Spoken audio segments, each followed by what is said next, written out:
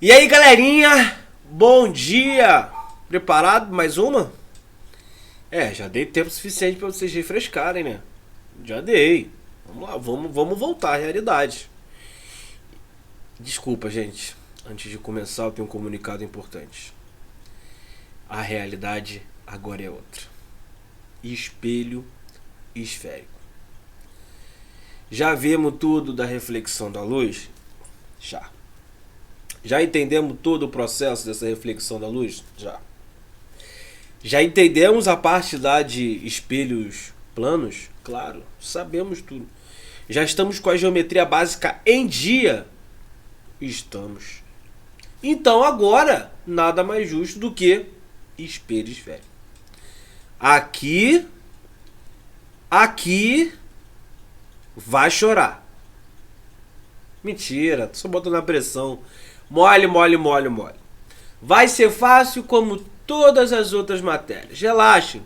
Vamos só nos atentar aos detalhes. Nos atentamos ao detalhe? Acabou. Mole, vai ser fácil. Vai ser fácil. Confia no processo. Vamos confiar. Então nada melhor do que a gente já começar bonitinho. Olha, espelho esférico. Vamos entender primeiramente a parte ali, né, do nosso... Deixa eu botar aqui minha fotinha linda aqui no canto aqui pra ficar, né, espectador ali bonitinho, ficar aqui legal. Então vamos olhar ali, né, gente? Espelho esférico. Então, quando a gente começa essa parte de espelho esférico, a gente precisa entender algumas coisas relacionadas a esse espelho. Vão aparecer uns caras aí chamados de foco, outro de raio, outro de vértice. Mas, antes de mais nada, vamos relembrar um pouquinho da parte de espelho plano? Quando tínhamos lá a parte de espelho plano, nós tínhamos lá o ângulo de incidência, igual ao ângulo de reflexão, algumas particularidades, né? Alguns caminhos, né, que a luz fazia, os processos de reflexão dessa luz. Então, alguns, né, a maioria deles nós vamos utilizar aqui. E vão aparecer novos. Então, vamos nos adequar a essa realidade. E é o seguinte, ó. Espelho côncavo e espelho convexo.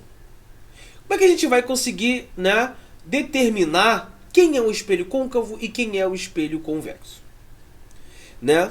Então, por exemplo, como é que a gente pode se adequar a isso? Um exemplo que eu posso dar para vocês é o exemplo da colher.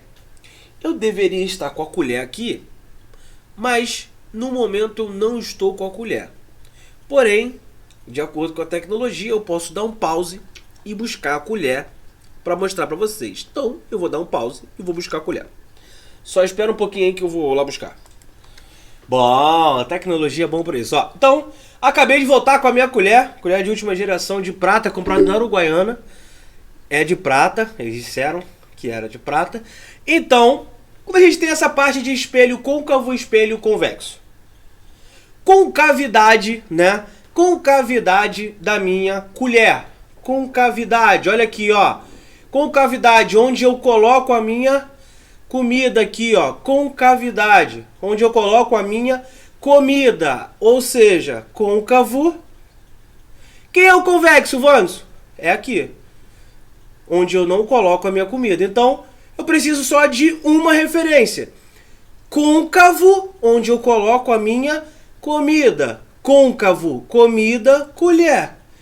Côncavo, comida, colher. E o convexo, Vandes? É o outro lado. Tá ok? Ah, esse exemplo foi legal. Não sei se foi legal não, mas funcionou comigo na época. Então, côncavo, comida, colher. Côncavo, comida, colher. Onde a gente coloca a comida. E o outro lado é o convexo. Beleza? Então vamos lá. Então agora que a gente já sabe que côncavo, comida e colher, né? Agora a outra parte, a parte de trás dessa colher, nós vamos chamar de espelho convexo. E aí, vamos ter algumas particularidades. Vamos entender, né, primeiramente aí, quem são esses caras na concavidade da minha parábola e os caras importantes por trás disso. E aí, quando a gente olha para lá, ó, R. Então, R é o eixo principal, tá? Então, é o eixo principal onde eu estou com o meu espelho, né? No caso, côncavo ou convexo. Centro de curvatura do espelho. O que é o centro de curvatura? Se vocês repararem, né, esse espelho, ele é um pedaço, ele é uma parte de quê? De uma circunferência.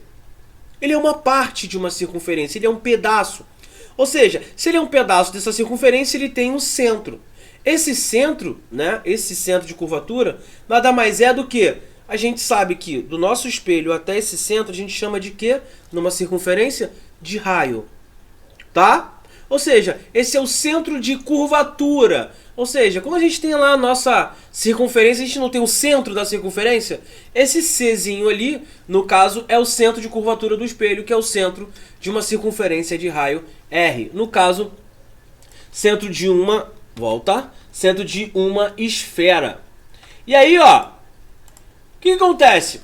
Originou essa calota, e aí a gente tem o vértice do espelho. O que é o vértice do espelho? O vértice do espelho nada mais é o ponto, né, em que o meu espelho vai se encontrar com o meu eixo principal. Né? Então eu tenho o meu eixo principal, tenho aqui o meu espelho, esse ponto é o vértice do meu espelho. E nós temos o foco do espelho, tá? O foco do espelho, a gente de antemão já vou falar para vocês. O foco do espelho, ele é, né, a metade do valor, ou seja, do tamanho do centro de curvatura. Esse centro de curvatura, né, a distância desse centro de curvatura até o nosso vértice, que é onde está o espelho, nós chamamos isso de raio. E quem é o nosso foco? Bom, o foco é a metade desse tamanho. Exemplo, então se no meu centro de curvatura até o vértice eu tenho 10 centímetros, o meu foco vai ter 5 centímetros. Tudo bem? Foi? E aí, a gente considera, olhando para a figura lá, ó, FV é a distância focal do espelho, ou seja, distância do foco até o vértice do espelho. E o raio? O raio ali é o CV, ou seja, raio de curvatura do espelho, que tem o valor de R, né? Raio de uma circunferência, no caso de uma esfera aqui. Então vamos lá. Então é o seguinte, deixa eu passar para cá, ou não, eu vou diminuir aqui, vou ficar embaixo. Aqui, vou fazer mal a ninguém, vou ficar aqui, vou diminuir, ficar pequenininho. E aí o seguinte, ó, o foco é o ponto médio, né, desse segmento que eu acabei de falar, o raio, né? Então a distância focal nada mais é do que o raio dividido por 2, né? Embora os espelhos côncavos e convexos apresentem os mesmos elementos, todos eles, né, vão apresentar os mesmos elementos, nós precisamos diferi-los em relação a alguma coisa, né? Algumas coisas. Por exemplo, vamos olhar, né? Primeiro eles vão ter um tipo de imagem que vão formar diferentes. E aí a gente vai perceber o motivo dessa diferença analisando as figuras daqui do lado, né, que representam os perfis de um espelho côncavo e convexo. Também os elementos que estão à frente do espelho. A luz que incide sobre o espelho é refletida por eles, né, e vai até o olho do observador. Então algumas coisas que a gente vai reparar só de olhar para essa figura aí, gente.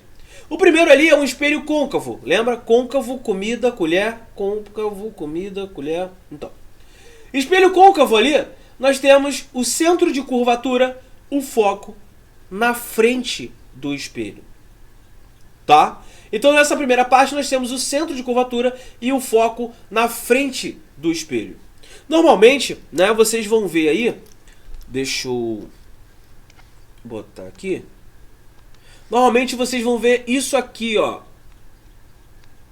para dizer que onde tem esses risquinhos, isso aqui significa a parte de trás do espelho.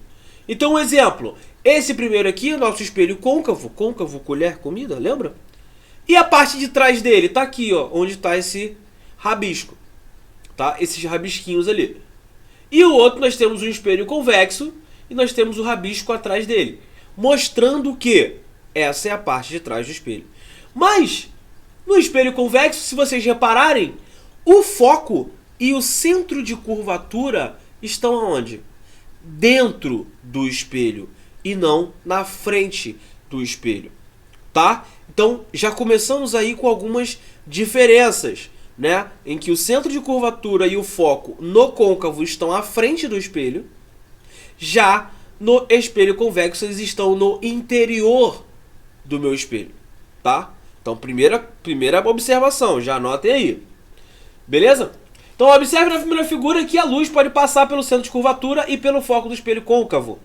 Tais pontos, né, estão à frente do espelho. Já no espelho convexo, o centro de curvatura e o foco estão atrás. Logo, nenhum raio luminoso incide ou é refletido, né, passa, no caso, por esses pontos. Por quê? Porque eles estão no interior do espelho, tá? Eles não vão passar, né? Espelho, ele reflete, né? Então ele vai refletir esses raios luminosos, mas não vai entrar e não vai passar pelo foco e não vai passar pelo centro de curvatura. Mas vamos ver o que isso pode gerar para mim. A gente já vai ver. Então é o seguinte, ó. As redes de reflexão são também conhecidas pelos espelhos côncavos e convexos, né? Convexos ali. Como são esféricos, a normal em qualquer ponto desse espelho deve passar pelo centro de curvatura, tá? Então lembra quando a gente tinha na parte lá do espelho plano, em que um ângulo, né, a gente tinha nosso ângulo de incidência igual ao ângulo de reflexão, só que esse ângulo de incidência e esse ângulo de reflexão, além de serem iguais, né, eles tinham que ser feitos em relação à normal, ou seja, no ponto perpendicular a, no caso, o meu espelho ali. Aqui também é o mesmo fato, tá? Ou seja, mas onde que vai ser perpendicular? Onde que vai ser? Qualquer ponto. Porém, essa reta normal tem que passar pelo centro de curvatura. E aí eu vou garantir, né, que esses ângulos ali de incidência e reflexão vão fazer com que do lado esquerdo de incidência eu tenho 90 graus e do lado direito eu tenho 90 graus também, tá? E aqui nós temos o exemplo, né, do côncavo e do convexo. Né? Nós temos aqui a normal. E aqui, se vocês repararem, ó, o ângulo de incidência R1 no convexo, ó, convexo, côncavo. Ou seja, bate e reflete. Tá ok. Mas, Wanderson, peraí. Essa normal aqui, essa normal tem que passar pelo centro de curvatura. Então, tecnicamente, aqui deveria estar assim, ó. Uma linha imaginária, tá? Porque não tem essa passagem de luz ali. Então, eu só coloquei ali, né, a normal, que é essa reta que passa pelo centro de curvatura. Beleza? Então, a gente vai observar ali, existem 4 raios chamados de raios notáveis que você deve conhecer bem. Eu vou mostrar para vocês o que são os raios notáveis, tá? Raios notáveis são aqueles que nós vamos utilizar nas figuras. Daqui a pouco eu vou mostrar para vocês, para a gente saber onde está sendo projetada a minha imagem através desses raios notáveis que passam pelo meu objeto e vão gerar essa imagem. Então, primeiro, ó, o raio que incide paralelamente ao eixo principal é refletido na direção do foco. Ou seja, todo raio, né, todo raio que entra paralelo, tá, ao meu eixo, ele bate no nosso espelho e reflete no foco. No espelho convexo é aonde?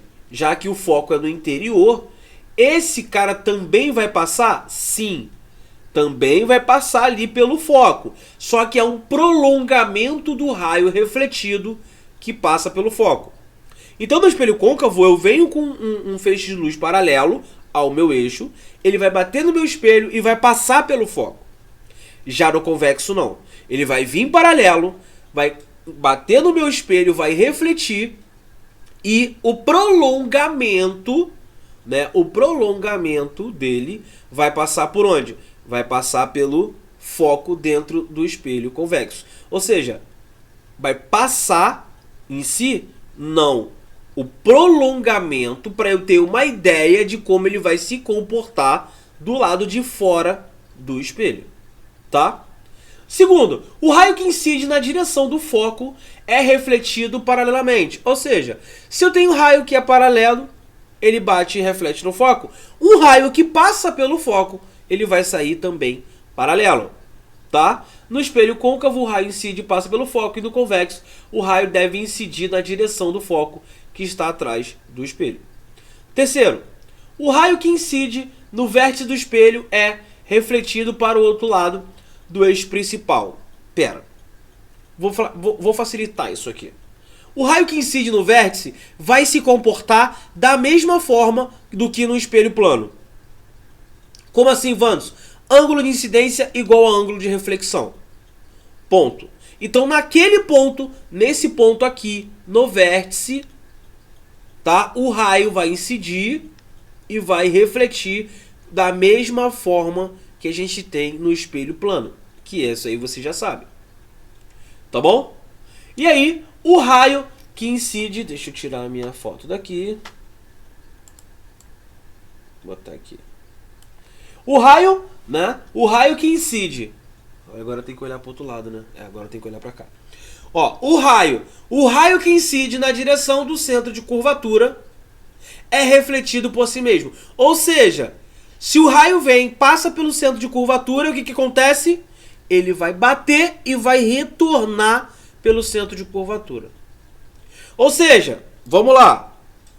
Passou paralelo ao eixo, bateu, passa pelo foco.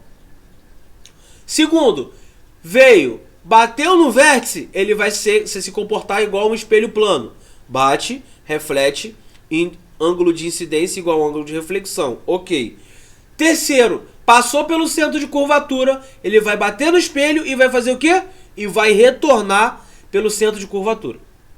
Beleza? Tranquilo? Fácil.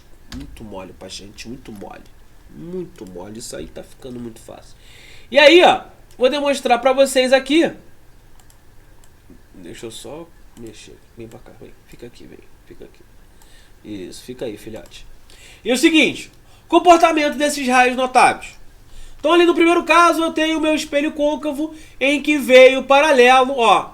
Aqui o meu eixo principal, o meu raio veio paralelo, bateu no espelho côncavo, ó, colher, bateu e foi aonde? Foco. Já agora no espelho convexo, nós temos paralelo também. Só que ele vai entrar no espelho? Claro que não. O foco tá fora ou tá dentro? Tá dentro. Então há o prolongamento até meu foco e aqui fora vai mostrar onde irá refletir o meu raio. Situação 2. Situação 2, o raio vem, né, de algum lugar, passa pelo foco. Passou pelo foco? Passou. Se passou pelo foco, ele tem que fazer o quê? Sair paralelo ao eixo. Olha ele aqui saindo paralelo ao eixo. Beleza. Porém, lá, né, lá no meu espelho convexo, eu vou ter o seguinte. O raio vem em direção ao foco, não entra no espelho, só botei o prolongamento aqui, ó. E aí ele vai sair o quê? Paralelo. Tá aqui, saindo paralelo, ó. Já na outra situação, eu tenho raio de incidência igual a raio de reflexão no meu vértice. Nesse caso, se comporta como espelho plano. E aí, quando eu venho para o espelho convexo, é a mesma coisa. Ele vem em ângulo de incidência igual ao ângulo de reflexão, se comportando da mesma forma do que o espelho plano nesse ponto. Tá? E o próximo, eu venho o raio que passa pelo centro de curvatura, bate no meu espelho e retorna pelo centro de curvatura. Já no meu espelho convexo, né, o meu centro de curvatura está no interior do espelho. Se ele está no interior do espelho, o que eu vou fazer? Eu vou projetar para que eu possa ter essa ideia do meu raio incidindo em direção ao meu centro de curvatura. Ele vai bater e vai voltar no mesmo lugar, aqui. Beleza? Tranquilo, né? Mano, isso está muito fácil assim. Então é o seguinte, vamos observar uma coisa. No quadro que eu mostrei agora, né, na situação 1 e 2, no espelho côncavo e convexo, ilustram um princípio da óptica importante. Qual é esse? A reversibilidade dos raios luminosos.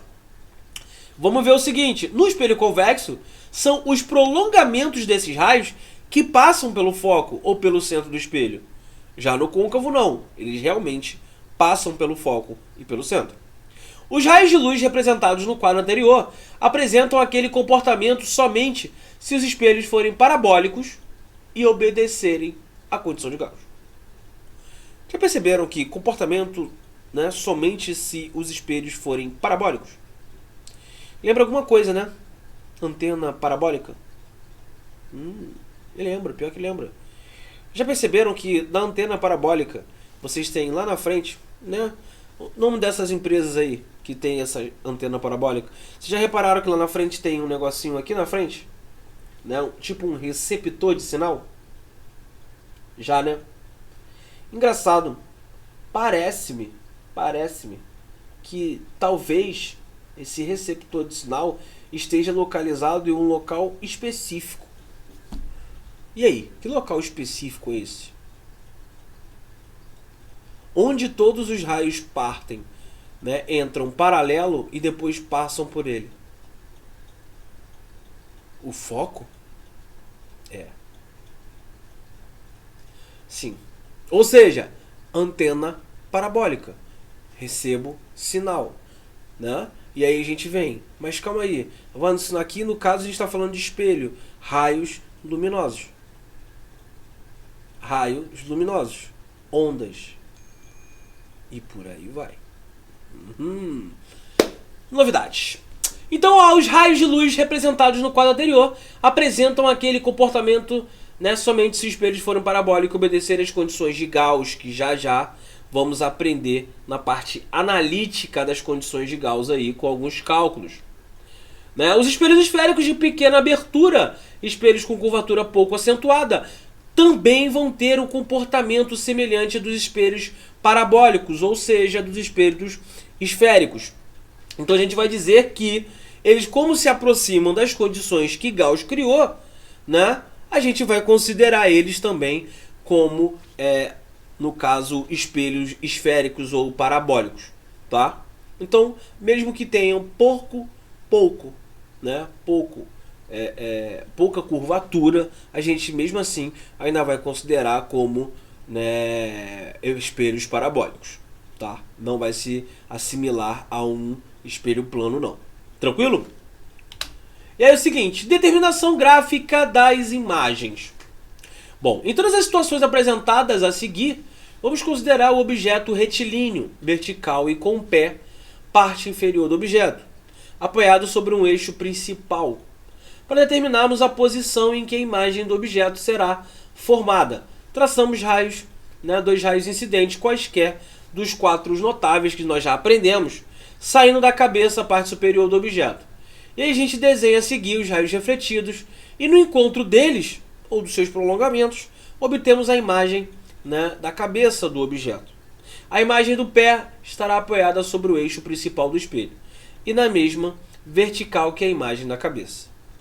Pô, Vandes, achei bonito isso aí, filosófico, lindo. Mas vamos pra prática? Vamos? Vamos pra prática? A Daiane tá me cobrando lá pra ir pra prática. Então vamos embora pra prática.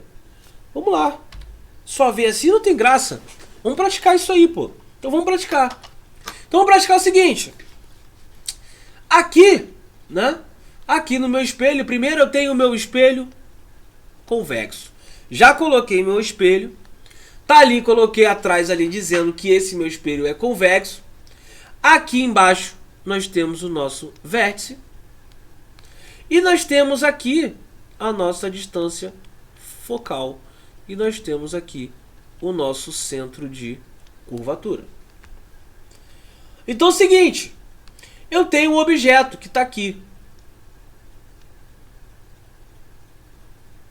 Coloquei um objeto. Isso aqui é uma vela. E bonita, por sinal. E aí, olha o que acontece, gente. Primeira coisa, eu tenho um raio de luz. Vou botar até de outra cor. Vamos lá, vamos botar de outra cor para ficar bonitinho. Você pode funcionar, tá, querido? Obrigado. Agradeço. Então, ó, se o raio vem paralelo, ó, raio de luz paralelo. O que acontece? Ele vem aqui, ó. Chegou aqui. Vamos fazer em relação ao foco. Ele bate em relação ao foco. Só que ele entra no espelho? Não. Então, como a gente já fez o prolongamento, vamos só seguir a brincadeira. Tá lá. Esse raio vem pra cá. Vandes, qual é o outro que a gente sabe? A gente sabe o seguinte, que o raio que vem... Opa! Vamos prolongar. Que passa pelo centro de curvatura, ele bate e volta. Tá aqui. E aí, o que vai acontecer, gente? O que vai acontecer? A gente já viu lá que onde houver, né, o encontro dos prolongamentos ou, né, dos raios refletidos ali, a gente vai ter o quê? A gente vai ter a nossa imagem. Então, ó, olha aqui a minha imagem. Ué, mas Wanderson, essa imagem se formou dentro do espelho. Então é o seguinte, ó. Olha o que ele me diz aqui. Ó, observe que os raios refletidos não se cruzam.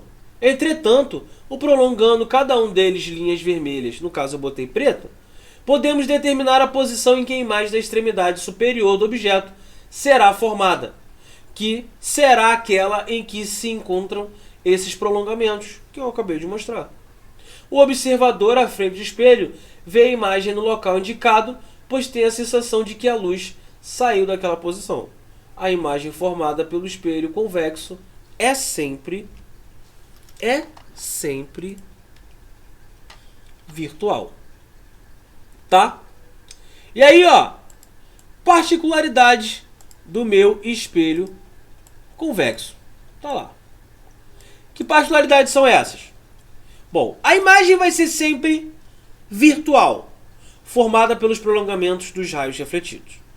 Segunda particularidade, direta, ou seja, o objeto e a imagem de cabeça para cima, tá? Ou direita, beleza? Direta ou direita, imagem direita. Terceira situação, mais perto do espelho do que o objeto, ou seja, isso aqui, ó, distância, e aqui, quando ele chamar, pode-se entender como pelinha, e distância do objeto, esse pode também conhecer como P e não pelinha. Por que você botou pelinha? É P. Paga aí. Beleza. Então tá lá.